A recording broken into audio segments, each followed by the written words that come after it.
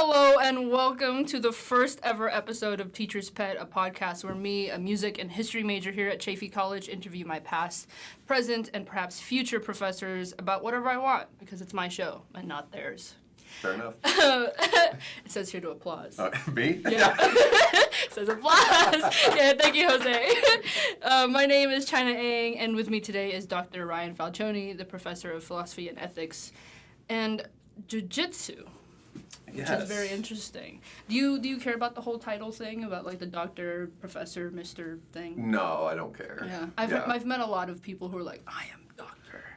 I've known a few. I remember usually when instructors I had in undergrad, even grad school, that insisted on it, like that was a good sign for me that we might not get along. I get the earning it, and I respect some faculty who, you know, that's really important to them. But yeah, there's also a way to do that without. But yeah, I don't. I find it. I'm very adamant on using doctor when it's a woman. Doctor. Yeah. How are you? How are you today? I'm doing well. It's good to be here and kick off the inaugural show. How are you feeling about this whole year? Like academic year or like elections and what's going on? Year. It's 2024. I think it's, a topical thing to talk about. Yeah, I mean, as you'll probably find out through the course of this interview, I'm definitely an optimist, and it takes a lot to like override that. Optimist. It's already listed. My notes.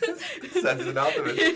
Yeah, like I tend to have a pretty high view of human nature and human potential especially, and so yeah, I think although there's a lot going on nationally and internationally and things that get me down, I think it's incumbent upon us to all do our part, and so yeah, advocacy and working with different student groups here, and of course, I teach ethics and religion and all these topics we're not supposed to talk about in polite company, but I take that as a duty and an honor, and so yeah, I think I stay focused and I, continue to work on these issues that I think really matter, and that gives me some hope. I mean, there are times where it's overwhelming. I mean, of course, I don't know what we'll get into today, but there are wars going on. There are human rights, civil rights issues that if we stayed there too long, you could see my mood plummet and probably my optimism around November time. Unfortunately, I won't have you in November to see that optimism sort of falter. But that's a great segue into what I was going to ask you. I was going to ask you about the jiu-jitsu thing, and someone told me to ask you why you like beating students, but we'll go past that today. Maybe I should defend myself. So. It's self-defense. I do train with students. It's funny you say that. I had a student today. I really, really like him.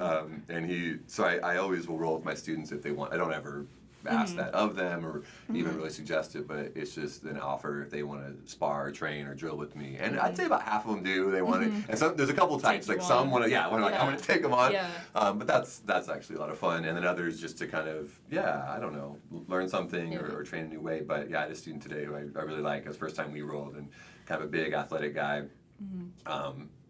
And it's I gotta turn it up, I go real hard, but I am self-conscious about it. Like I don't or don't usually try to. Have you ever been schooled by a student before? I've been humbled in different ways. So I had a couple years ago, I had some CIF level high school wrestlers in the class. A few of them in the same class, and they could take me down.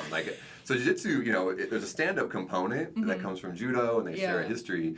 But it's mostly a ground art where it's grappling and then submission. But the wrestlers are way better at takedowns, so they could shoot singles or doubles and take me down, and then I would kind of work my game. But no, I've definitely had students who know a lot more about aspects of the martial arts game than I do, and I always tell them that. I go, I want to be humble. Show me something I don't know, or even other martial arts that are related. If they can, they have some skills. I want to see it. So I do have a friend who's a third-degree black belt in something. I don't know. Something. But she's. I was like, let's see how hard you can really take me. It was hard. It was hard. I was very much humbled, and I'm a band kid. I don't do violence. I don't do fighting. Anyways, going on to more serious topics, I wanted to ask you about your teaching philosophy, which you kind of went into earlier. But more specifically, what do you want out of your students, and what do you want for them? Yeah, I mean there's a lot there, right? So one of those interview questions you get, it's gonna be a long one. Yeah. could be an hour-long discussion. Yeah, I mean I think, like I said, I take my responsibility to like help cultivate these, intellectual abilities, but also virtues, right? Mm-hmm. I mean, thinking critically, analytically, introspectively, and I think that can be tough. But I like that challenge. Like, how do I work with each student within their framework and their background beliefs and their ways of thinking and all of our cognitive biases and types of motivated reasoning that we all have, that each student manifests in different ways, and we do too. Like, I was telling them, like, here are a bunch of examples where my thinking has gone awry, or my biases have gotten in the way of thinking clearly or critically. But yeah, for me, I teach philosophy, so I'm interested in critical thinking, but also, with an eye for both self-improvement and becoming a better citizen, a better critical thinker. But also for the world, right? I think we need that so badly right now, in an era of all the things we see going on with fake news and just, critical thinking being maybe not as, I wouldn't say it's not as valued, but there are many ways to obviate good and critical thinking, and so we cover the informal fallacies and how that actually, what that looks like on paper, but just in our own thinking. I mean, it seems like reason evolved to for many different purposes, but one of them probably isn't so noble, right? It's to get by, to survive. The evolutionary function of reason may even drive us to want to swindle people, or to take advantage of them, or to not be genuine with them when it's to our net reproductive advantage, right? And so I try to demystify that in my classes and show, hey, like, don't blame yourself. Like, our genes and our brains, neurobiology is often working against us, but how can we be aware of that and repurpose reasoning, critical thinking, and even our ethical impulses to think better, to think more critically, and hopefully to become better people in the process. I think in your class, in this ethics seminar, in the first or second chapter, there's a bit about Aristotle, where he talks about the goal of learning ethics isn't to amass some bit of knowledge, is to become a certain kind of person. Good citizen. And but even saying that, like, I'm self-conscious because it sounds. What does it mean? Yeah, it's very nebulous. What people mean by good, or even that there's like an ethical part of teaching. I know some philosophers and even colleagues in other disciplines where that seems too heavy-handed, right? Like, we don't want to impose some ethical vision on our students, and I don't view it that way. I think it comes along no matter what, right? We're part of their development intellectually and personally, and in the ways we think and engage with the world. And so I think it's unavoidable. So I think we have to be intentional about that. And we can do it without imposing an ideology, right? We can impose, in that sense, thinking critically, analytically, and in that sense cultivate intellectual virtues. But it doesn't mean we're telling them how to vote on policies or which candidate to vote for. Like, I don't ever play that game. But I like that about your class. Thanks, I try. It's funny, you say that, and like every other year I'll get students who will kind of pigeonhole me on one side or another of an issue, like, oh, you seem more conservative, you seem more liberal. And like, in some ways, or even in the religion class, they'll be like, oh, we were discussing Islam, like, I thought you might be Muslim, we're doing Judaism, like, I thought you might be Jewish, and then, or Christianity, I thought you were, and like, I appreciate that I think at least I'm doing justice to different viewpoints and modeling what it's like to embody those viewpoints in a way, even ones I disagree with, or even ones that I think are like pernicious. I think that's another thing that comes up in the ethics class, right? Of like, as one of the most difficult things to do, that's probably the most essential to building bridges or to working together, is to like really endeavor to understand and embody views that are your own. Yeah, it's like breaking bread, and there's ways to do that really practically, but like, I'm blanking on who it is, and that's why I was hesitant to bring it up, but I think there's a psychologist listened to on a podcast a while ago, and he said, as hard as it is, as painful as it is, like, we need to like think of the person on the other side of the aisle, politically, socially, religiously, and like try to live in their head for as long as we can. And by that, like, really, what would it be like to think their thoughts in that way and for those reasons? To have like lived a life where this is where you land, you're a Trumper, you're follow Harris, like, but like okay, what would it be like to actually think that, to make that, what would it take for that to make sense for you? And so kind of having this place in your mind, this ability to take on other people's perspectives. I think there's a term like active perspectivalism or something. I don't know, there's some term, but like really taking that on. And we don't want to do it. Yeah. I think, though, here at Chaffey, at least from what I have like experienced, the online classes, the amount and quantity of online classes instead of the in-person classes, it's really difficult to talk to each other, especially if kids are now only coming back to campus and now only coming back. Luckily, I am a music major, so choir is really hard to do online. So we have to see each other and talk to each other. Yeah. And I make it a point to take in-person classes, even though I didn't get to take your in-person class this semester. Maybe next semester. Take it up to Rents, man. I had an 11 a.m. class too, but I think that we'll get into that a little later on about like the education plans and like the quickness of how fast you have to get in and out of Chaffey. But my next question was there a specific teacher that sort of set you on this path? Like, does anyone come out? Yeah, it's a few. Yeah, but if I could return briefly to your comments about the online environment, that's one thing, especially in philosophy. It's such a interactive, dialogical, if that's even a term. It's a dialogue, let's make it a term, discipline, and not being able to see faces and read people, and even the empathy at a distance is hard to experience, right? There's even a biological basis to that, and that's why there's actually some philosophers are really critical of empathy for that reason, because it's very regional, right? But something similar in online classes, it's hard to cultivate the level of relationship and connection necessary to have the types of dialogues and discussions, if we run it out, that we want to have. And it's a common theme in the workshops we have here, and I like to think I can do that a bit, but it's tough, right? An ethics seminar where it's like, there's ethical issues, and like I can have a discussion forum, and I can have you interact with each other, but like I want to be there too, and like in the moment, even seeing those light bulb experiences that students have, and sometimes even I like the dynamic in real time where, I wouldn't say police each other, but where a student will say something and then there'll be a dialogue there and this kind of like dialectical thing. I'm like, this is amazing. I enjoy that a lot. I did that a lot in Professor Carter's class. Yeah. Poli-sci, which is a rough class to, speak out about a lot of things. But it's I can't imagine taking that class online. Yeah, I know there are many disciplines that I can't imagine taking like history online even. I mean, I am right now. I'm not learning anything. It's like Mesopotamia stuff. I did it all in high school, so it's all round review. 2. But it's round 2 because I didn't do well in the AP test. But no judgment. But teachers, you'd ask, is that instructors? Was there a certain? I mean, it's called teacher's pet. Was there a teacher? Yeah. So. It's funny, I even the title when you first sent me the email about it, I was like, it's just great. The subject line is teacher's pet. I was like, you know what? He'll open it and he'll be like, what's this about? Yeah, I didn't know if it was a confession. But I always had an interesting relationship with a lot of my early teachers where, like, I did reasonably well in school and I think academically did fine. But I was a little bit of a class clown, and so I feel like I had both. So I see that for you. Yeah, I messed around a bit, and and even the same teachers sometimes they're like they love me, but then they just were like so disappointed when I like orchestrated coup in the classroom or just jokes. Like I loved like setting up funny stuff in the class or goading my friends into like some conspiracy. Like it was just so fun.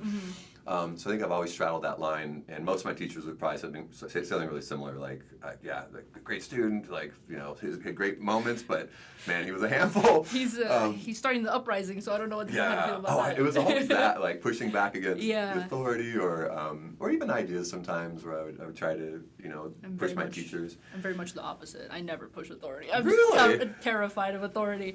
Like you're very vocal, but when we talk, like you have strong opinions that you just don't want to rock the boat, or. I think it's what happened that I'm older, but especially in like high school, I was very quiet in class. I mean, I spoke out when I knew the answer, but I never ever complained about a teacher until college. Until I was editor-in-chief and the kids in the class were like, "Can you do this for us?" And I was like, "Okay." So I had to. It was a learned skill. I had to learn it. But not just for the sake of rabble rousing. You were like, it was more like justice. Or you felt like you had to, interesting. I was a little bit. Teacher's gone now, so I don't know what that did. The teacher's gone. Really? Yeah, quick. Like I think 2 teachers after I had complained have immediately after it was like gone, and I was like, whoa, my voice kind of matters. Or you're like, I was like, I mean, I haven't thought about it until recently, but I was like. Students' voices matter. Yeah. That's crazy. Yeah. All of our, I don't think we were ever taught that in school. But Loomis was like, on it, yeah. Speak out if you need to. Yeah. So interestingly, I get kind of full circle moment here. Some of my teachers that really pushed me in those ways, or like helped me find my voice and even amplified my voice. So I went here. So I won't say how long ago, but it was a while ago in the 90s. And no, it was pre-me. Yeah, existing. Yeah, pre-existing for me. That part's so hard for me. I'm a post 9/11 baby. Oh man. I love telling teachers that because they always like. I was teaching here during 9/11. It was my second year. Oh my god. I started in 2000 in an internship program, actually with Professor Carter. So she was like the director or the head of the internship program. Yeah. And so I was in the philosophy department, but I met with her, and she was great in just actually teaching us how to teach. Like I didn't know anything about teaching. She's an amazing teacher. So I would actually credit her as one early. I didn't take a course with her, but she was here as my kind of faculty mentor in that internship program. And this is great. Clip this because I want her on this show. I feel like plug it. Yeah. The others actually in the philosophy department here. So Dr. Maura O'Neill, she retired. I want to say about 2007 or so many years ago. But she was super involved in all the things on campus. I mean, she was director of the honors program. That's how I got involved early on. Wow.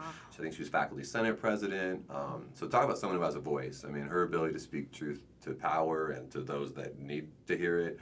It still endures. In fact, I meet up with her every few months, and it's always like a program that she's on about seeking.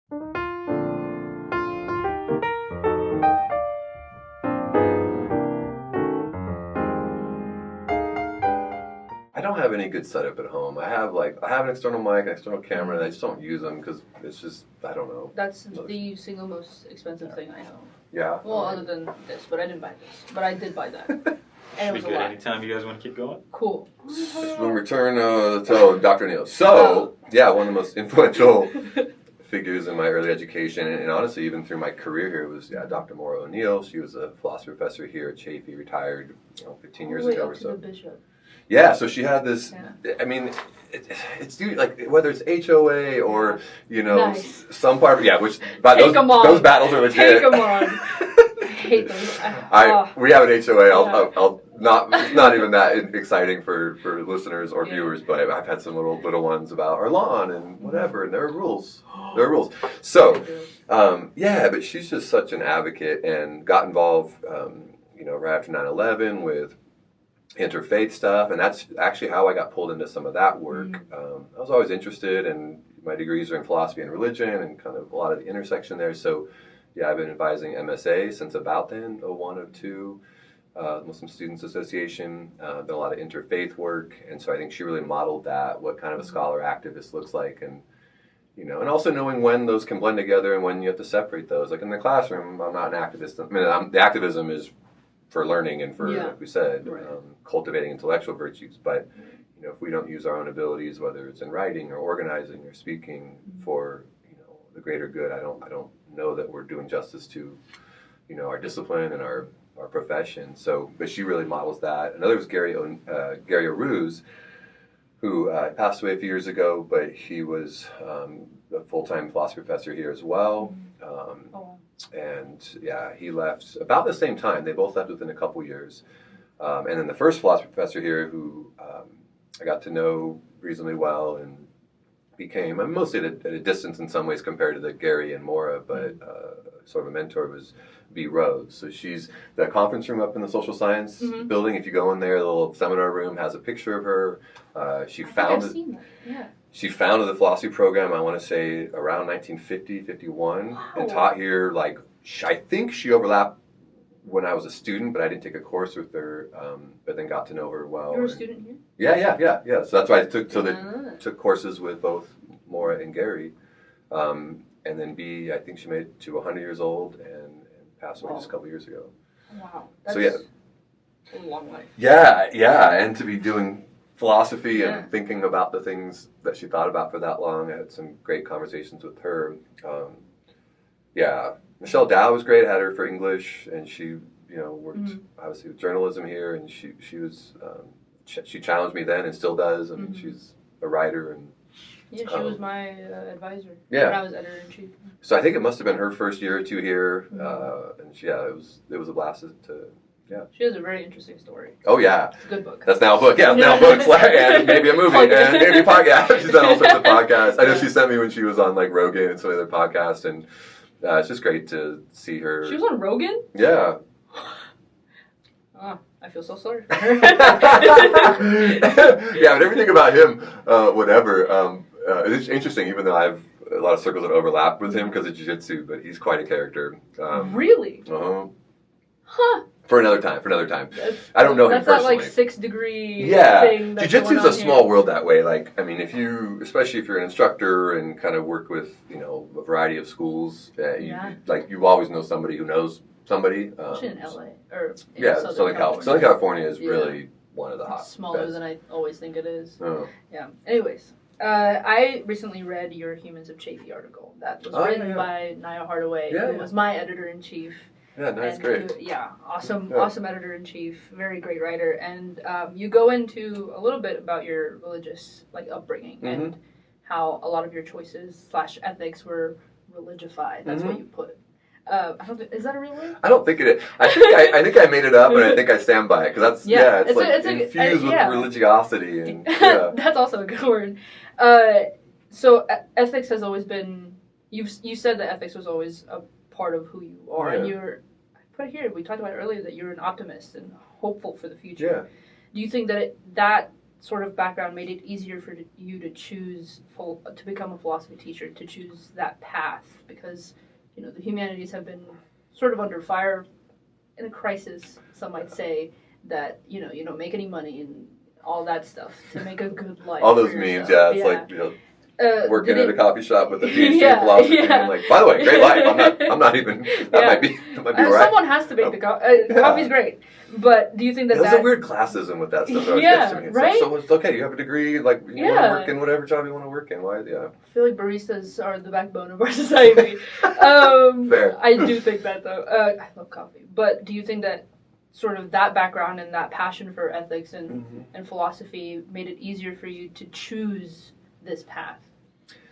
Yeah, I mean, in some ways, I think all of, especially academics, but maybe even more so in other areas if I think about it more broadly. But yeah, our journeys are very, sounds redundant, autobiographical, or like the disciplines we do, what we write about. Like, it's almost a cliche, right? You give me the demographics and the history of a grad student, I'll tell you what their dissertation or thesis is going to be like, or what it's going to intersect with. I'm pretty sure I already know mine. Yeah.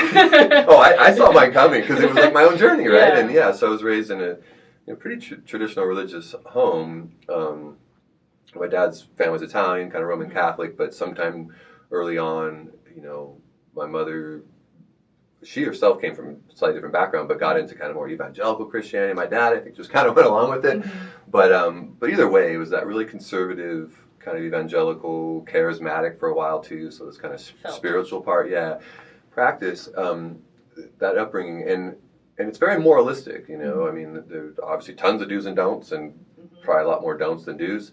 And then just standard views that come with that on, LGBTQ issues and, social justice stuff. And so I grew up with very conservative values in that way. But pretty early on, I began to push back in my own ways. Maybe some of my rebellious stuff, even in school, was like, I'm a little different than this. This doesn't quite fit with who I am. And even the authoritarianness and the religification of it, right? Where now it's like not just the horizontal plane of ethics of there's good things and bad things. It's like there's consequences eternally, and and that was always, it was real and intense, and even now, I mean, this is probably something more personal than I need to share, but we can cut it out. Okay, no, I mean, you can share it because I think it speaks to how deeply those religifications of things go. But even now, when I do something that might be unethical, or I'm worrying about it, or sometimes even just thinking about religious stuff, but I have a fear of hell. Death is a huge fear. Yeah, and so there's a death part about it all the time, and that's universal, right? I mean, thank Freud for this, but the universal human fear of it and phobias around it, that's all good. But then you add this vertical dimension, so it's not just my mortality or my legacy or something like that. It's my mortal soul. Am I going to immortal soul? Am I going to go to heaven? Am I going to go to hell? And I don't, strictly speaking, believe in heaven or hell anymore. At least not in that way. But maybe 30 years ago, I stopped believing in that way, but I still can tap into a palpable fear, oh, I don't want to burn for eternity. I'm spitting here for all eternity. That's how powerful hell is. And so yeah, I think sorting my way through all of that, and honestly, even though I left some of the values and some of the really, I think the more in-group, out-group bias stuff or very exclusivistic stuff, both the theology of exclusivism, like our way or the highway, or even just exclusive ways of viewing peoples and other cultures, other religions, just ethically, I feel like that was like the first stuff to leave. But no, I feel like I sorted my way through the religious and spiritual worlds, and then sort of ethics. And I sort of de-religified them, but if anything, I feel like that I kind of redoubled my commitment to certain causes. And there are different causes, in some cases on the other side of the causes I was raised with, the same cause, but now I'm playing for the other team, as it were. But like my commitment is stronger than ever, and I think in some ways, for me, it had to happen that way. And in an ideal world, I wouldn't have had some of the maybe the baggage that I was raised with, but finding my way through it, right? Yeah. It's like we work through it, and it's like, man, it can be so stifling or even crippling. Thankfully, I don't think I was in so deep because I did grow up in the Philippines, which is intensely religious. I've heard. But a few friends who spent some time there. But I did move to the U.S. when I was 6, and my family kind of didn't like stray away, but it wasn't so not as intense. Yeah, and school, I wasn't going to Catholic school anymore. Okay. We weren't doing a morning prayer anymore, so my deconstruction wasn't so difficult. Yeah. I'm still going through it, but it's not. Oh, it's a lifelong. Yeah, it's a lifelong. I'm gonna feel it forever.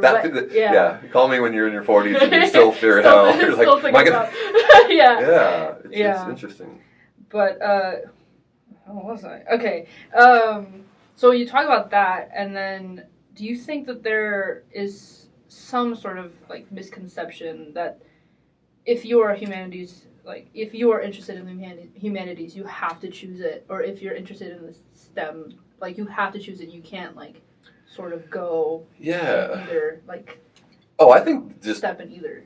Yeah, there's like a bifurcation kind of in that way, and even amongst other disciplines in the social sciences and humanities, there's kind of other splits, or what some call the balkanization of education, right? It's like that's a good word. Right, it's like all these areas and you have to pick, and then it kind of then means you're closed off to other opportunities. Because I have a lot of computer science like friends who haven't read a book since high school. They're like, I'm a computer science dude. I don't need to read a book. I'm like, I feel like I mean, you're participating in our democracy. I feel like some level of critical thinking needs to be had. Fair. And maybe they're doing it in some ways through that. But this idea, and this gets into my broader philosophy maybe of creating good citizens, both of our given municipalities and nations and then the world, right? I did a lecture a couple years ago on kind of cosmopolitanism, and that term gets misused and abused on kind of both sides of a lot of political debates. But in this class, Cosmo.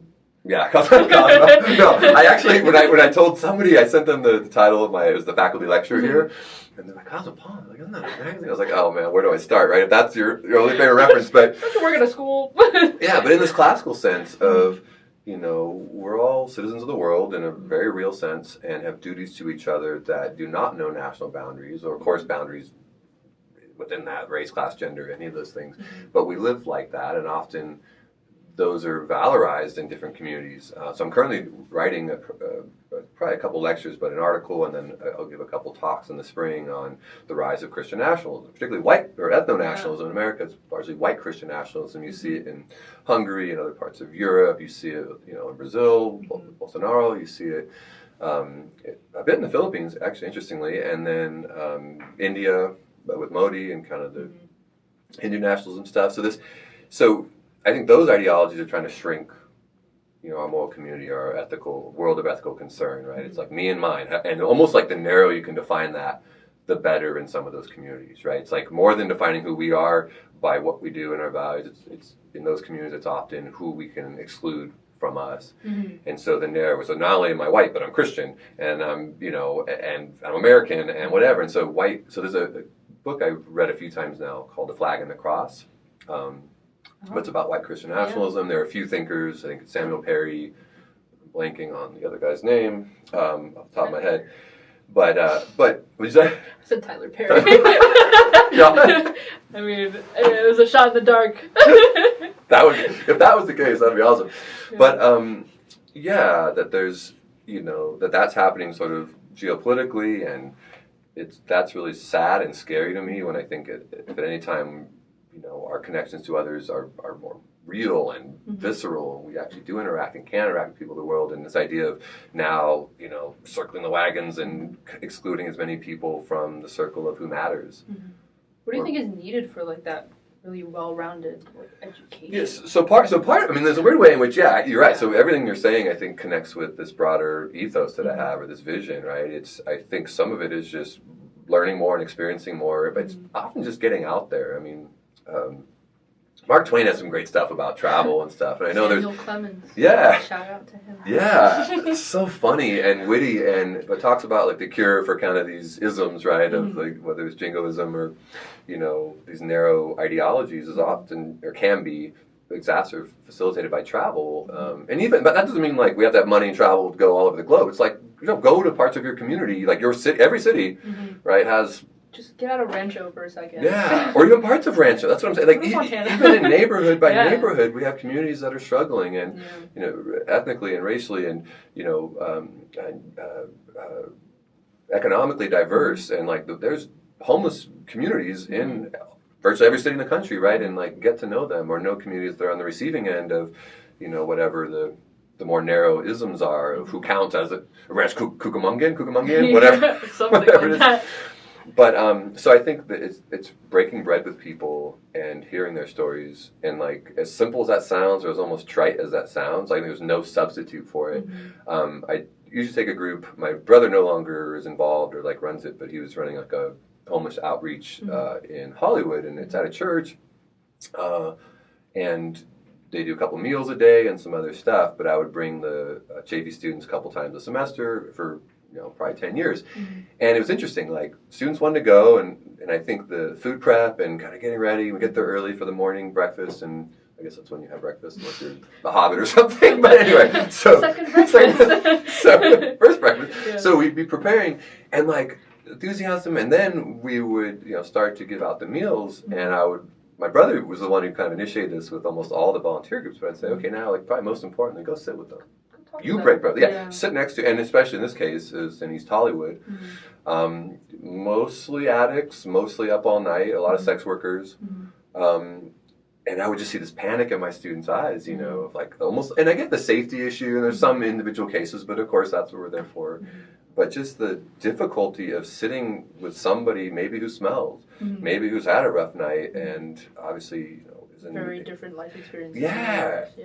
And but how important that, and even seeing it there, and and it's supervised or whatever, but people need to do that all the time, right? We need to sit with people and hear their concerns, and again, try them on, and we can read about it, we can do other things academically, but I think there's no substitute for that part. But getting back to the academic part, I think that's the part of what we can do in terms of service learning and providing opportunities there, and then taking classes that really indulge in expanding people's moral worldviews and visions, right? So the death of the humanities, or the so-called death, which hasn't happened, but they've been trying to kill it for a while. Philosophy departments I know firsthand that have closed. One of my colleagues at a university back east is a member of the Society for Philosophy and Religion, and I go to the annual conference, and they just close their department.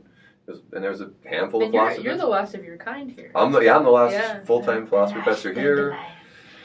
That could be a good graphic there. I'm going to put him right here. Yeah, so I think we need that well-rounded education, but more importantly, a well-rounded life of directly engaging in and with the lives of others, taking on their concerns and needs.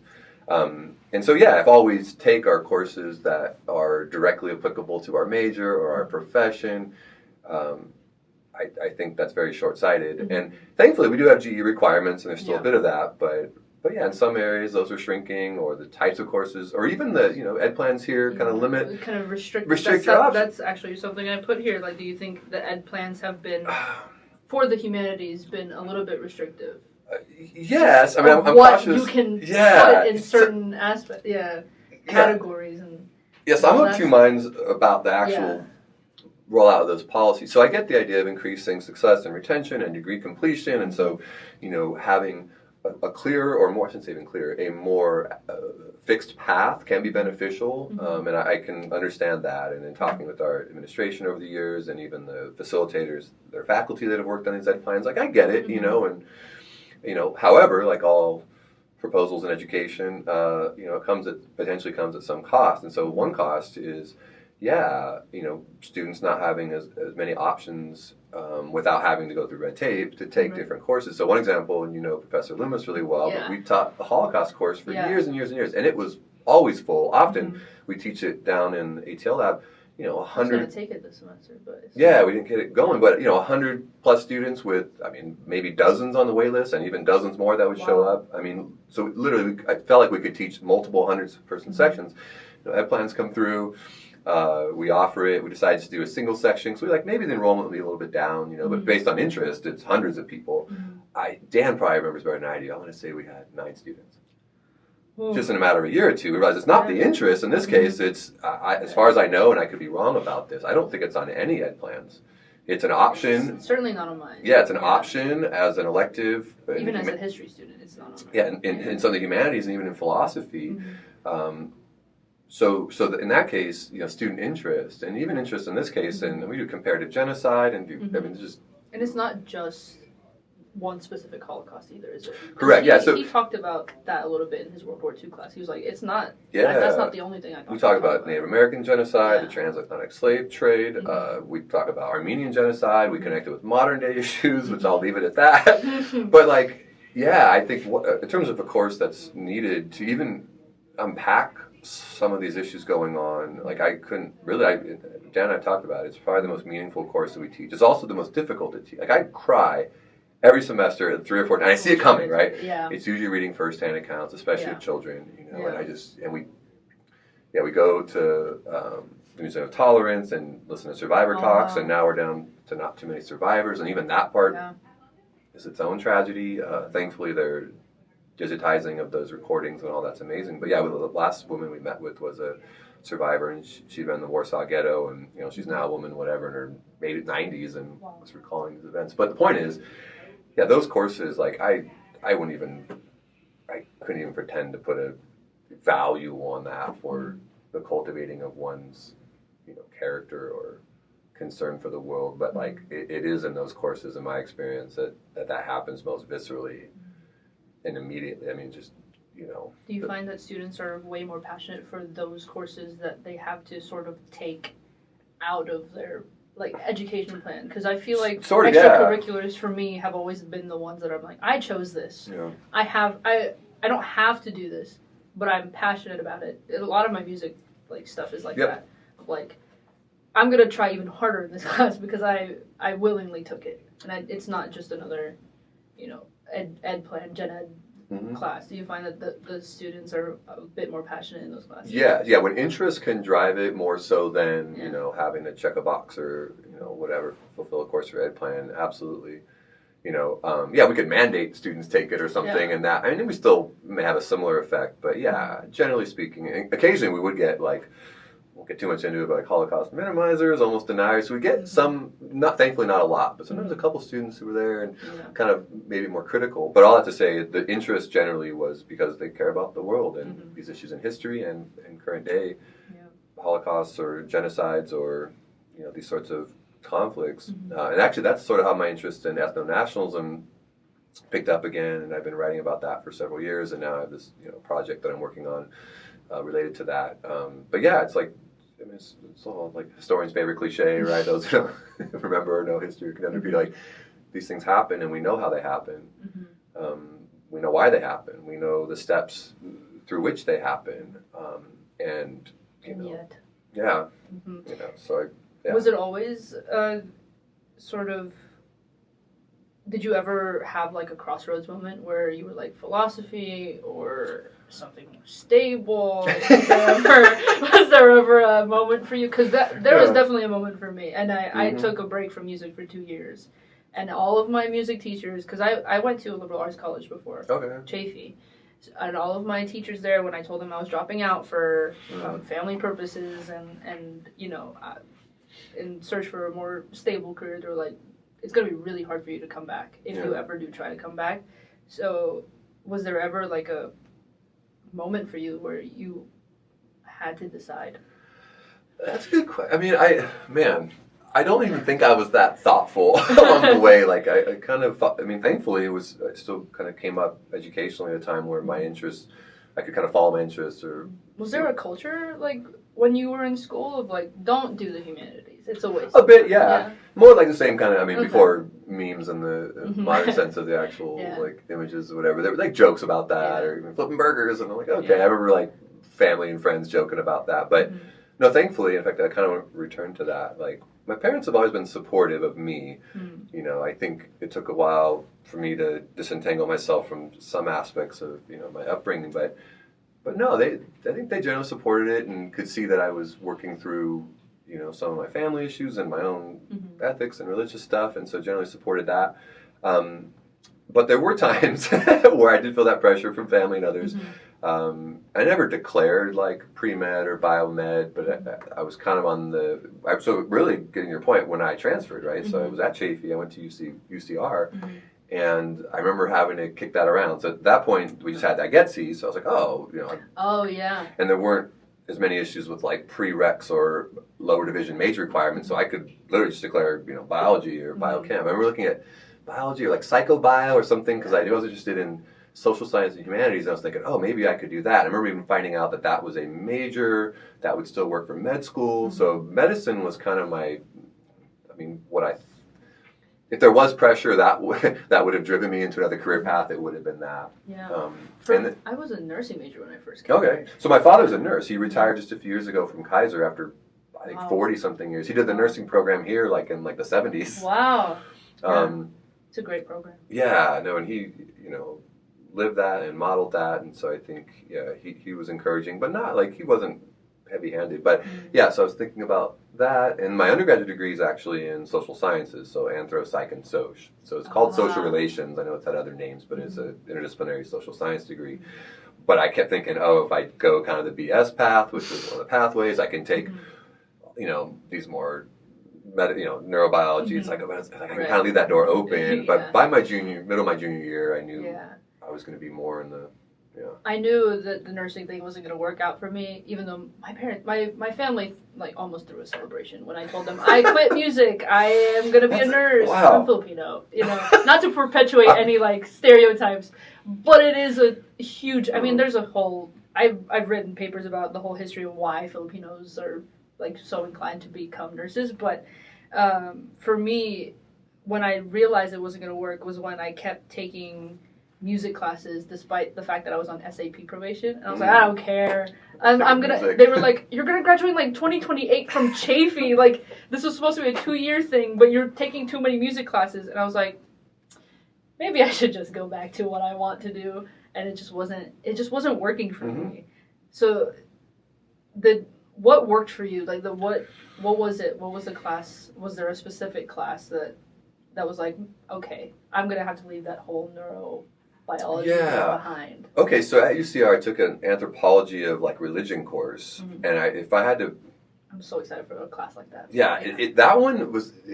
I remember at the time I wasn't aware that like some paradigm shift, you know, Gestalt. Like I had some moment where I was like, oh, whoa, there's this is different, and we went over a lot of social theories from anthropologists and sociologists, others about the nature of religion, and then we did a lot of kind of ethnographic work. I mean, reading ethnographic studies of different cultures, and I feel like that one, in a good way, broke something in me about broke open my interest of like, oh, I really care about this, and like I'm fascinated by the lives of others. There was, and he was kind of a little bit politically heavy-handed, and I think I pushed back in the class on that.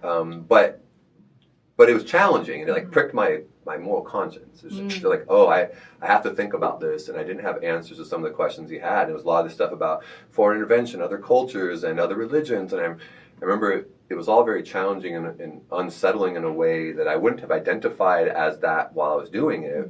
But I think into that class, and maybe one other class, I was like, I want to study religion and social issues, ethical issues, societal problems, you know. And even then, I didn't know, when I was applying to grad school, initially I was casting a pretty wide net in programs in anthropology and sociology, mostly to focus on religion and culture. And then ended up applying to a program in philosophy at a religious school, and that was kind of combining my family's interests and influence. Yep. And it ended up working out reasonably well. But I feel like that was a turning point where whether I made a career out of it or was successful in economically or whatever that means, like I'm going to study this. Like there's answers that I have to have for my own like sanity, you know, and even that ethical conviction of like doing justice to the lives and experiences of others, and maybe fending off other people's efforts to change certain people or to, colonialism stuff and all that was really driven into that course. And I was like, oh, whoa, like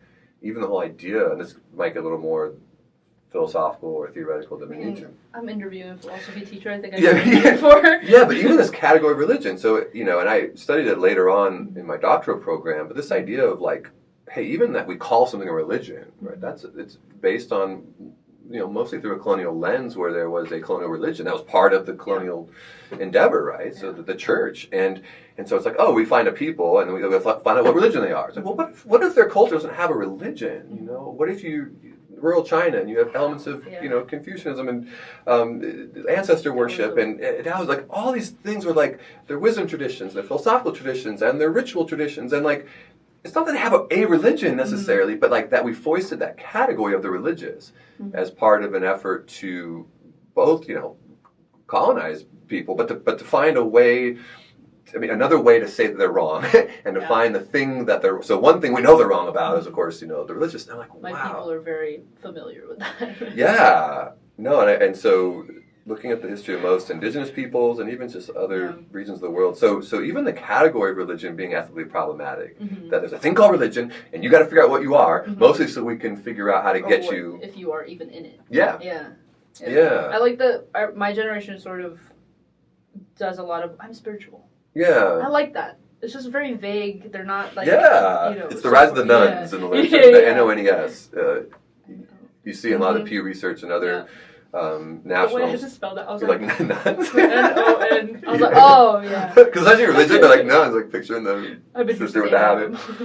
Yeah, but I'll cut you off. Sorry. Yeah. I don't remember what I was talking about. I'm not sure that I knew I was going. I'm just just that you're, especially Gen Z, millennials, even especially young millennials, it depends on how you ask the questions. I actually drilled down in the data and it gets kind of messy, but you see a huge increase in no religious affiliation. So that's what it takes to be a nun. Now you can still believe in God or you're spiritual, not religious, but you would be captured by none. You could also be an atheist or agnostic, but those are low single digits. But, looking at probably 30 to 40% of people pretty much younger than me, I'm right on the cusp of the, Gen X to millennial. I think they call it Zennials, those born in like late 70s to early mid 80s. That seems like a millennial term. Like my generation is not down for it. But I'm right in the buffer zone there of that. But I find that, so you see in the data just, huge increases in no religious affiliation. But when you ask these follow-up questions, most still believe in God or higher power. Most would still seem to support some type of spirituality or whatever, but it's the traditionalism, the authoritarianism, the institutionalization of religion that they're often pushing back against, and for good reasons. But it ends up, then you're kind of in this middle, and I do some work in that area too, and we've written about the rise of secularism and that sort of thing. But it's interesting that a lot of people kind of hang out in that nun zone without I'm definitely there. Yeah. Speaking of generations, I kind of wanted to ask you earlier when you were talking about your brother's thing and you were taking them to the homeless shelters. And do you think if you were to do that with my generation, do you think we would have a harder time? Because I feel like our connection to the rest of the world is through the internet. Yeah. And it's very, you can just swipe away from it. Yeah. Do you think that they would react in a different way?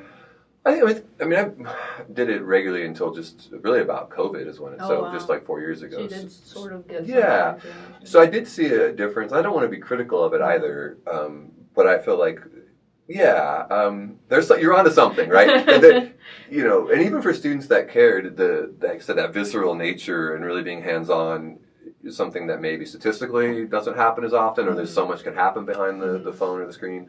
You're going to read it in my paper. Yeah. I talk about it a little bit. Even though I am talking about censorship in my paper, I do go into we could just swipe away the news. We could just put our phone down and not talk to anyone and play our video game and whatever. And I love my generation. I will bat for them. But there are some aspects that older generations have taught it, like given us these devices, and now this is how we socialize. There's and even the level or type of engagement you can control, right? And there's all these terms like slacktivism or whatever. It's like, hey, I can sign a petition or post something on social media and kind of like maybe pat myself on the back as having done something, which I don't want to diminish that either. I mean, there are people who have posted stuff that has, brought millions of dollars to a cause or immediate recognition. But there are also people who are posting a black screen. Yeah. And I will say I did do that, and I was 17 when I was there, so I didn't have any concept of what activism looked like. And that can be a first step. So my thing is like, do the social media piece or whatever, and maybe you're even doing it for recognition or clout or something. Like, hey, look at me. But then you've seen those videos where people bust them, where it's like, some influencer at a beach picking up trash, and then someone's taping the whole thing, and they're posing. And as soon as they pick up the one piece of trash, they run off. So even that. But I don't think that's mostly what's going on. But that part, we can be critical or cynical about that. But that's an optimist in you. Yeah, it's because it's a both and. It's like, that's a first step, right? So do that piece, but I think it's important, and even there's some interesting, neuropsychology now on this, about how long-lasting, meaningful, ethical change works, right? And it's kind of engaged. You can imagine like different neural pathways, different levels of engagement can increase that visceral connection and that commitment. And so if all you ever do is behind a screen, and you do a lot, that's great. But I think, again, for our, not to get spiritual, our souls to change, our moral compass to change, however you want to think of that, I think you have to get out with people or animals or the environment, talk, and that's because, again, even this issue of the moral molecule, oxytocin and other, neurochemicals, those are released generally in close proximity. It's hard to do it in the same way behind a screen. I know there's some debates about how that works, but you touch somebody, you hug somebody, you see them suffering, and even on the negative side, but the neurochemicals that are most closely associated with kind of morality happen most radically and really, in proximity with others. And that's true just in my experience anecdotally, right? The issues I seem to be most involved with are ones that I continually revisit and spend time with people, and I care about animal rights quite a bit, and I find that I can kind of slack a little bit in terms of what I do, and then all of a sudden, I go and spend time in a shelter, or my son has been really diligent about that, so we do 1 day a week, we do a shift, and it's just, you redouble your commitment. You're like, I know animals need homes, and they're suffering, and need to be cared for, and fed, and cleaned, and if you're actually doing that regularly, it's hard to be able to just put that phone down. Yeah. Now, you may do the phone, but I'm saying that metaphorically, to put it off your agenda and your way of living. And so I think ethics needs to be a way of living and engaging with the world. And sometimes this can be a window into that and an asset in exposing us to the worlds of others, but it can also... tool for complacency. Yeah. And even the frustrating thing is, even with the sense of doing something, and that's that slacktivism piece of you can almost have a sense of self-righteousness when you're still not doing anything, right? Not doing much. It's I did my thing. The people on Reddit know what that feels like. Maybe the very nature of Reddit. The I'm a lurker. I'll go on. The way you know the terms too. Yeah, I'm also a lurker. Because subreddits, especially, there's ones on philosophy, ones on religion that are fantastic. People are posting daily articles in philosophy. This is great. And then you also find the worst of the world. Usually in the comments. Yeah. Oh, and you know where they're going to go. You could script it, right? There's the 10 types of. Someone's probably even written a Reddit post about that, but the types of comments, all the types. Yeah. I was going to ask you something. Completely forgot. Oh, well. I'm rambling, so I apologize. It was something about... What were we talking about? Activism, my brother's thing. Yeah, you're edit this. Sometimes these are the best. I'm always professional. What do you mean? I'm always on and listening. I don't know. Activism stuff, slacktivism, getting involved, I don't know. Oh, humanities. I'm a huge activist, my friend group, to get them to go on campus and take their gen eds in person. Yeah. Because I have so many friends who are born to be performance majors, and they're born to practice every day, 4 hours a day. But I'm but history classes are fun. You need to go, and I recommend everyone. I recommend Loomis to everyone. Yeah.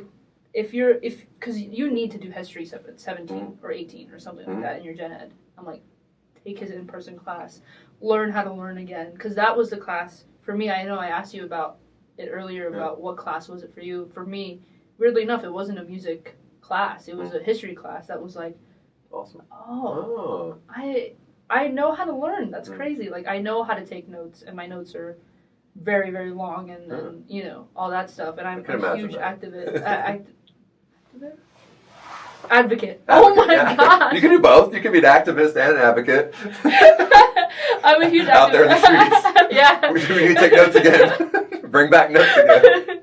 I'm a huge advocate for my friends to like take in-person classes. I hate taking online classes. Yeah. And I know I'm taking your online class right now, but I won't take that person. I mean, I do, but not right now. I do see you on campus, and I do feel comfortable enough to be like, hey, can you do this podcast? Can you do this podcast with me? I know it's weird, but this is what I want my honors like project to be. Has anyone done this before for your honors class? No, I've done podcasts with students, and I did a radio program when we had the radio station, like the student programs here. So I've done a few of these sorts of things, but not as strictly speaking, I think, as an honors project. So good, right? I always try and find a way to like do something I want that will benefit many people. Great. That'll benefit like the breeze. Yeah. Or my teachers that I also want to get in on here. I want to get my 4th grade teacher on here to talk about the literacy crisis that's going on, because she gets a lot of students who don't know how to read, which is scary. Because at 4th grade I was reading at 12th grade level, which I don't understand how that was possible. Because at 12th grade I was reading at 4th grade level, and it was very I don't even know what to do with that. Because COVID. I was a 12th grader during COVID. So I wanted to circle back, because when you talked about, you know, the in-person versus online stuff, and like I want to respect a few things. So one is, you know, different students do better in different modalities, and there are some students, whether it's for issues of disabilities or just life or family issues, like can't take. I've had students that, you know, have only been able to take online courses, and I think they benefit greatly by that, and I think the school does right by them by having. I mean, I'm benefiting from it this semester. The ability to complete degrees without having to come in person. I think that's a great benefit to the students and to our, you know, good. That said, I think coming out of COVID, like, as we begin to add more in-person classes, a lot of them weren't filling. And even now, they, generally speaking, I'd have to look at the data this semester, have slower fill rates and then higher cancellation rates. They don't fill. There's no longer a waiting list for Loomis's classes, which he says it's really weird. Yeah, there was a period, I mean, I can attest to this too, for probably a decade where, I mean, pretty much all the courses we taught, social science, humanities, had pretty much huge wait lists. I mean, I remember I teach 5 courses a semester, and every course, I mean, a dozen to, 20 students trying to get into every class, and you know, it was unbelievable. So that shift, even just of, you know, even when we had online courses, it was a small percentage, and now that's just been inverted. Right now, we're kind of 80-20 the other way, or maybe even more in some departments. Like, we only have 3, 4, 5 philosophy classes in person, and some are hybrid, and then have 30, 40, whatever, online, and it's just students are voting with their enrollments. And I mean, I agree. So I teaching in person, I think, at least for me, as a student and as an instructor, can be richer, or there's that's the whole critical thinking thing. I wish you were in the in-person. Like, I really wish. I endeavor to, like, when I'm talking with students in class, like, I'm trying to figure it out, right? Like, how they think, and often that's the nonverbal stuff, and, you know, body language, how they're interacting with each other, and even that part of, you know, real time, like, you know, the fact checking and reality checking and experience checking, and like I really encourage that, and that's just such a powerful experience. And I've had a lot of students over the years come back, and, you know, and honestly, I'm grateful for it, even though it doesn't sound like it's me. Like, it's just things that happen in the class, and it's often just with other students. I'm like, I mean, I was teaching the class, but cool. I was there. I was there. But great, right? That at least I can foster an environment where students can, like, engage and talk about, like you said, all the things you don't normally, or you're not supposed to talk about in polite company, you know, politics. And I don't know if you've noticed, but in my discussion posts, when I reply to someone, it's always like, I wish I heard more about what you thought. Yeah. Because I feel like... So some do, and you're one, and, like, a percentage of the students do, and I'm like, they can still get that, but, like, I can't encourage it in the same way. That's there's a lot more moments to, like, summarize something in a discussion post instead of, like, put what you think. Because you're not being pushed to really think about it because there are no other students in the room with you. You're doing it in your bed. I do it in my bed. But, no judgment, but, like, it goes back to the whole critical thinking, and I didn't know about that phrase until college. Because in high school, I feel like the moments where I needed to work on the whole critical thinking skills was when COVID hit. Because I was a junior and then I was a senior. And that's when all, like, the harder classes come in, and you have to take, like, the econ classes and the government classes, and that's when a lot of, like, experiences come in and you talk about it in class. But I never got that. So when I got here and I took Professor Carter's class, and I was like, oh, I could just talk to someone and tell them about my life experience, and we'll talk back and forth, and we'll come to some sort of conclusion, even if we still think that you're wrong and I'm right, or I'm wrong and you're right. We'll still talk about it. And like her class really like re-enchanted you or something. Like you really have to pay attention to the material and critically think, because she has like a triangle drawn up on the board talking about critical thinking and like the steps to become a critical thinker.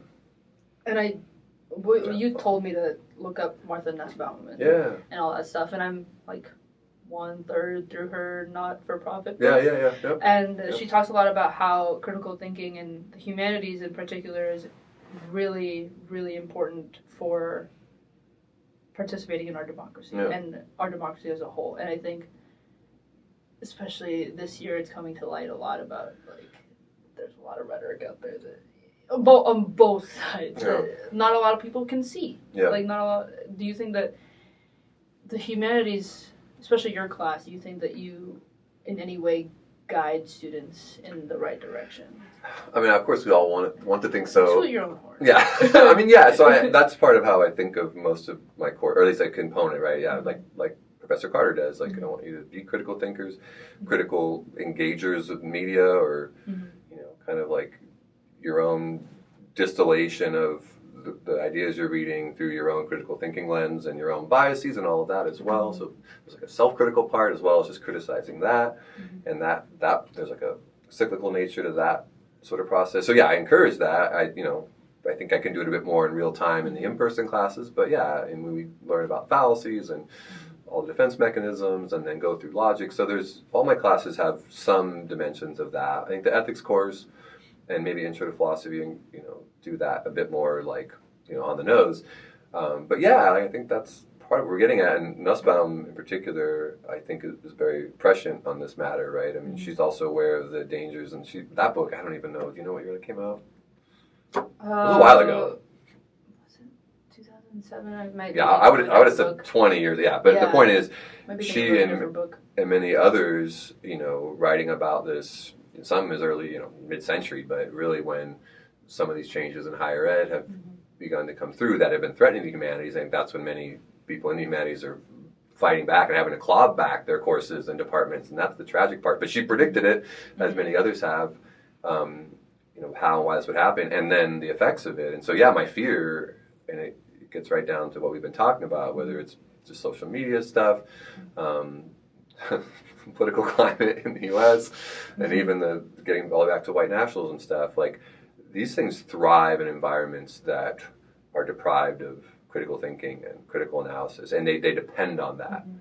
I don't know a good metaphor. They thrive in that soil, whatever, oxygen, I don't know, whatever. Kind of scares me now that while I was in high school, it wasn't so long ago, I wasn't required to read 1984. Yeah. That's scary. I didn't read Animal Farm. I didn't read and then those books are on the ban list. You wrote about that, right? Yeah, recently. I think that was my reflection, or it's something. But the irony, right? It's like we're banning books that talk about censorship and the ways in this... Brave New World anymore. I had to read those books on my own, and I'm still rereading them because I don't think I understood it the first time. I didn't have a teacher to guide me through it. And those are rich. In fact, I think another kind of side point, and this is where the other parts of the humanities, especially the arts and literature, can come in. I think it's often more effective, and this is also the dark side of it, right? But to change minds and even thinking through storytelling and through, read 1984. you get a good sense. I mean, so you can talk about totalitarianism and, tyranny and these sorts of things, and you can read Tim Schneider or other people. I know Lewis likes him and others that really nail it at the level of like procedurally what happens. And here's what happened in, the middle and early 20th century. Here's how it's happening in some ways. Again, what you can predict when you study history. Yeah, it's just like there's playbooks, right? Yeah. But again, one of the key features and the thing that I think is my most unique contribution, or I'm uniquely situated to contribute, whether I do or not, but yeah, is in the reality that all of these isms, right, totalitarianism, authoritarianism, etc., fascism, like depend on a largely illiterate, both in terms of history and these sorts of things, not ability to read, culturally illiterate, and ill-informed, and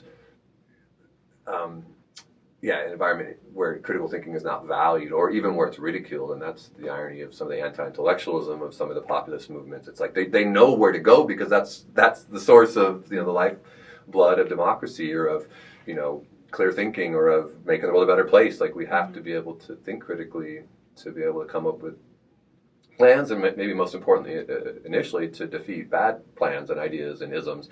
And if we don't have that, it just thrives, and we see it again. Yeah, Schneider is pretty interesting in that way. Like, he has one of the books that's like kind of just like the playbook. I don't know what it's called, like 20 lessons for, I don't remember, to save democracy. Yeah.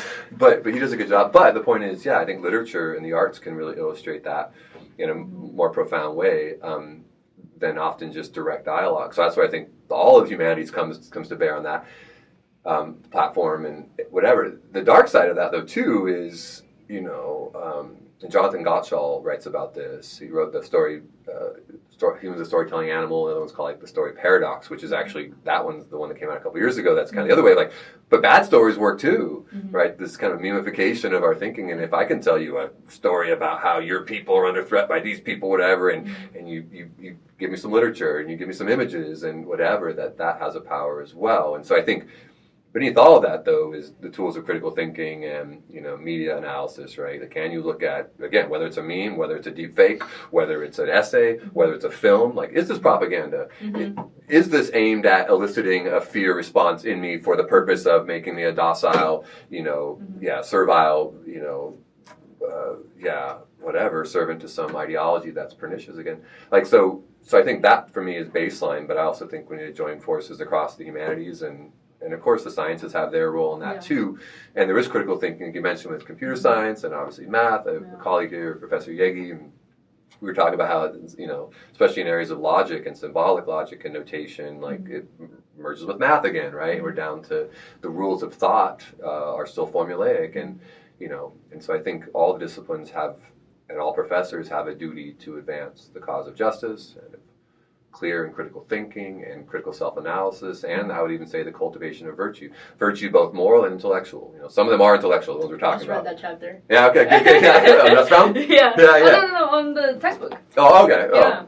Yeah, I just did that discussion post. I think she's one who gets into intellectual virtues. There's even books just on intellectual. I watched a lot of her talks and stuff. And she's gotten into some animal rights stuff recently, and it's funny, I'm a fan and a critic in different ways, but I think she just nails it with, again, the need for, it's not even the need, like the fact that we cannot flourish, any people group, right, without that level of critical thinking and engagement with both media and with each other, and any ability to build bridges is, premised upon our ability to understand each other. And there's just so many this onion of thinking critically and globally and holistically.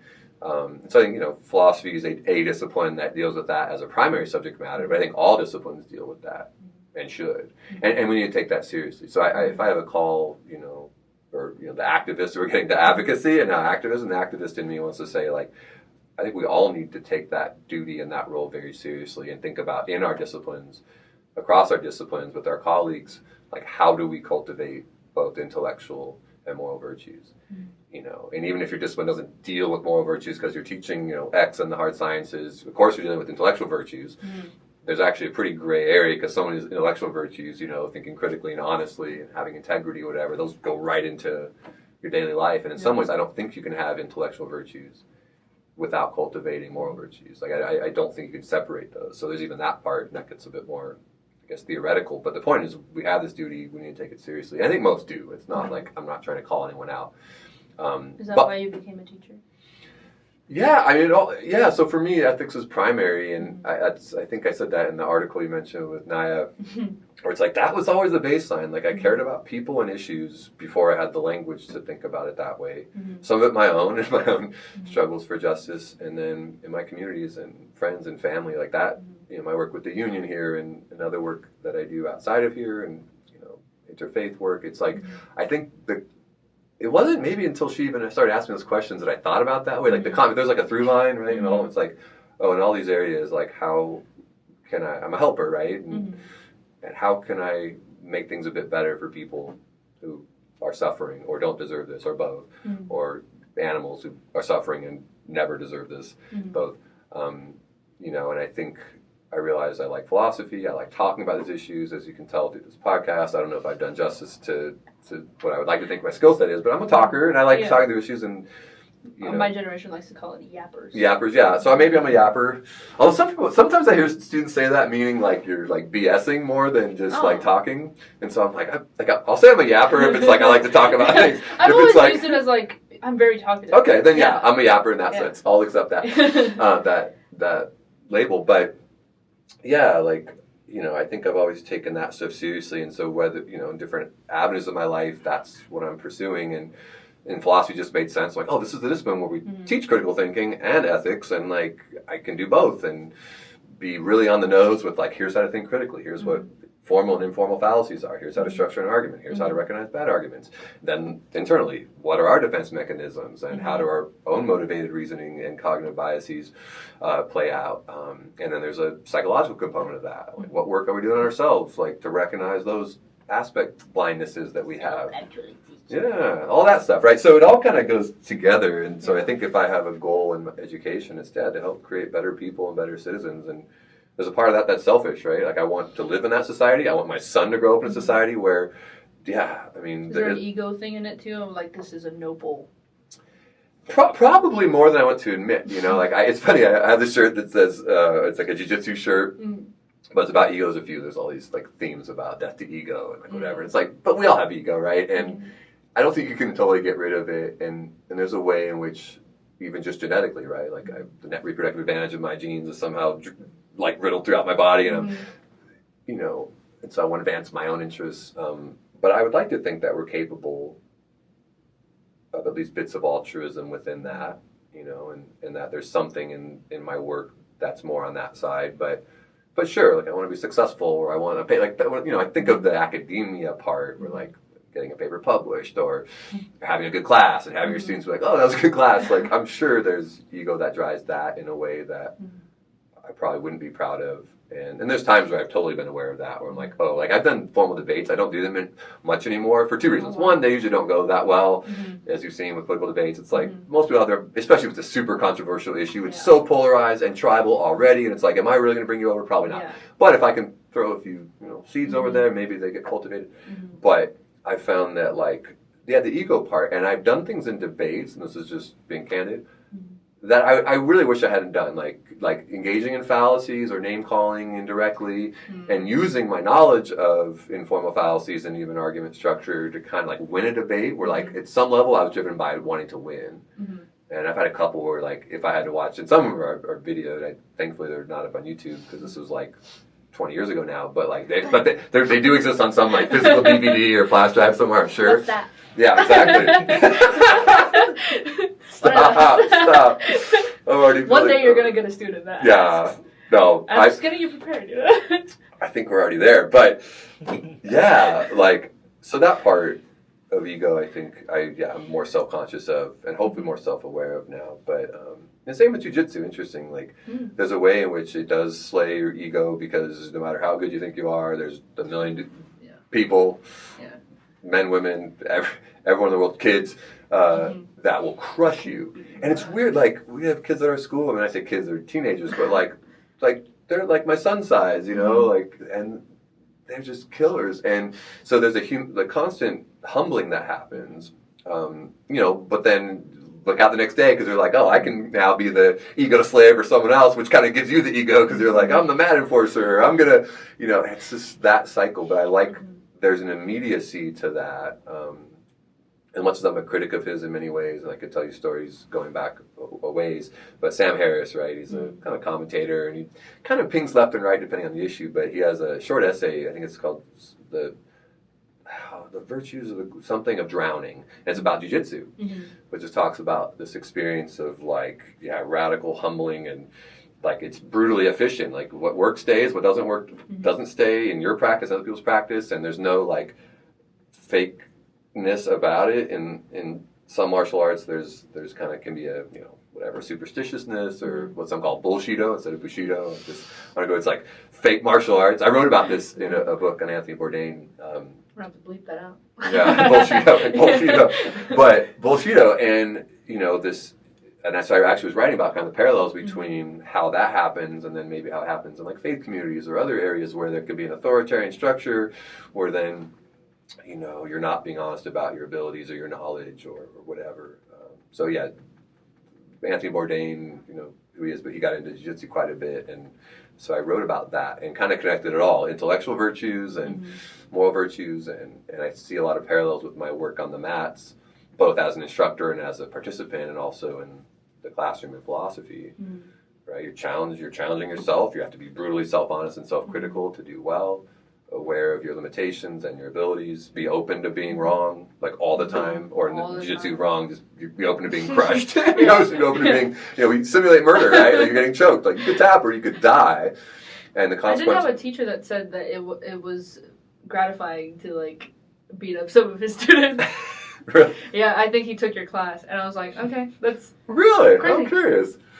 I'll tell you the name later. Yeah, I don't have that. I think there is a part, and getting back to ego, right? Like as much as I'm a part of that cycle, there are times where, when someone isn't being realistic or they're beating up on others or something, like being able to be part of that food chain as well. And like I don't think I'm ever that, like I'm not brutal, but like like being able to control somebody or submit somebody who kind of has it coming, there's like that justice, instant karma part of it. But then again, as soon as I indulge in that, someone does it to you. So it's like this whole cycle of like, you really just have Everyone's just humbling each other. Yeah. And as long as that happens regularly, it's all good. It's when someone thinks that they are the best or when they start to do it or get, like I know people who intentionally target people and go, try to brutalize them. Like there's no, and thankfully most schools, a student like that wouldn't last. I mean, if you're that kind of person, but no, I like being all parts of it, and probably learn more from getting humbled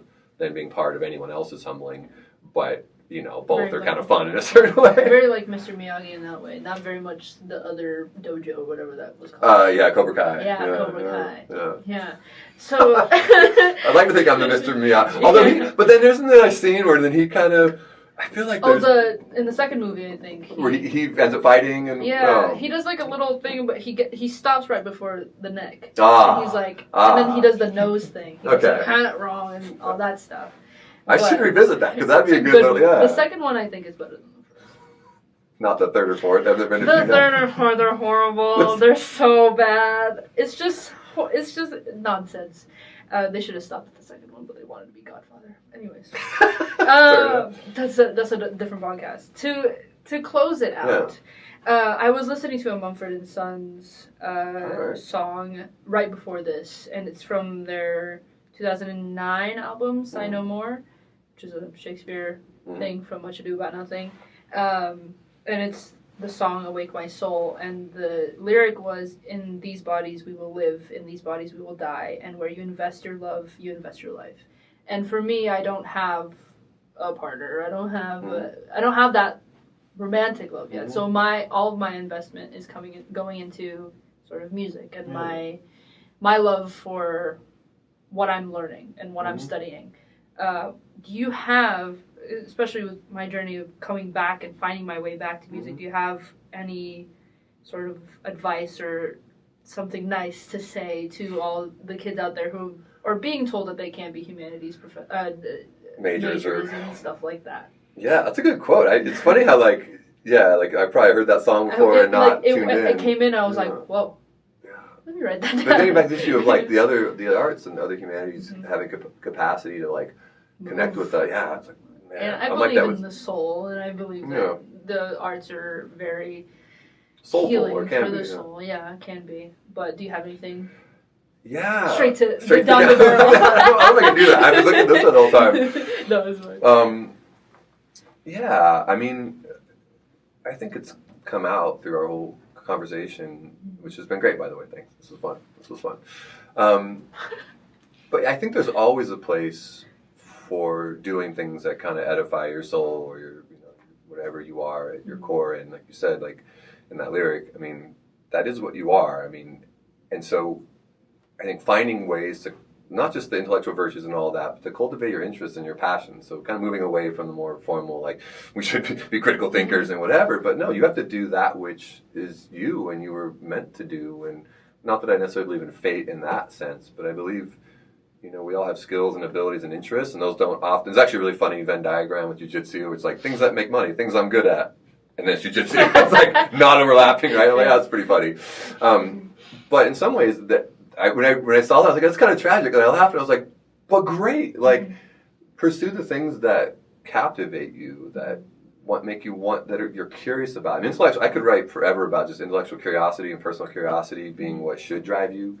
Like, I think it's motivating, and it gives us life. It edifies, like I said. I'm finding that it does drive me, and I didn't know that. Yeah. From before. And I think a lot of people aren't, or they get forced into a system where there's not a lot of curiosity. It's systems and it's formal structures of, whether it's in other areas of life or in academics. And so I think find that, and pursue it because that's who you are, if you want to think of it in more fatalistic terms, who you're meant to be. But I think if you don't and let that part of you die, I think it does damage to your soul, right? That I think we need to have those outlets and those interests. I think everybody has something in the humanities that interests them, whether you found it or not. And tragically, if you've been raised in a culture that doesn't encourage the finding of that and then the cultivating of that, it may start to wither. But I think everybody has, whether it's a creative art or just an interest in ideas or writing, whatever, in the humanities, I think we all have things that captivate our soul in that way and pursue it. And so so I'm also going to jump ship a little bit. You may not want to do that professionally, right? Maybe for you, I have some colleagues like that are in the hard sciences or other areas where their work isn't as creative, but they do it because then they're introverts and they want to introvert when they're introverting, and that's their creative side. I mean, hobbies exist. Yeah. Love hobbies. But find a way to do it. So my thing is, don't neglect that. Find a way to do it. Advocate for the inclusion of that in curricula across from K through 12 to higher ed. Advocate if you're a community college student, a UC Cal State student, or liberal arts college student, other university student, for the inclusion of humanities. Cutting, and it's just, I shed a tear. It's like one of those, like almost Pavlovian, whenever I see, the philosophy department closed, the arts department closed, art history department closed, a writing program, a journalism, I just we're cutting off our nose to spite our face, right, or whatever the term is. So we're trying to create a certain type of society, and we're destroying it potentially, and to the degree to which we cut out these programs that are life-giving and affirming and make us who we are, and like I said, captivate our imaginations and our curiosities. And again, that happens across the disciplines, but to shortchange the humanities out of a desire to have other programs grow, like it's not either or. It's not a zero-sum game. Yeah. I think that's what I'm learning. All discipline. I can't think of a department at our college that I would say shouldn't exist or is less important. Like, I don't think in that way at all. It's just tragic when other educational priorities mean that other departments and programs are cut. So yeah, pursue what interests you. Find a way to pursue it, whether in higher ed or not. Work on creating a meaningful, virtuous, and intellectually enriching life, and creative. Cool. Straight down the road. I had to go. Well, thank you so much. Forced into that part now. Thank you so much for being here and doing the first episode with me. Hopefully, my pleasure. This will get other teachers to trust me to have a conversation with them. I'll spread the word. Yeah. Well, thanks for being part of the Phlegm Girlies. Do you know what that is? No. It's philosophy, history, language, or literature, English, gender studies, and music. Awesome. Because we don't have a cool acronym like STEM. Phlegm. So I was wondering if that was intentional. Yeah. I really want to get a pin that says Phlegm Girlies. I want to get one for each guest. I will wear it if you get it, and I will unpack if I my find whole one, plea for the humanities every time. Do you think they'll have that in London? That's yeah, I feel like they would have it there. Sounds like you gotta make Natural one. History Museum or something. Anyways, thank you very much for being here. My pleasure, for real. for anyone who actually watches this, thank you for watching. I don't know if this is going to go up on YouTube, so like and subscribe if that's a thing. I don't know. We're good.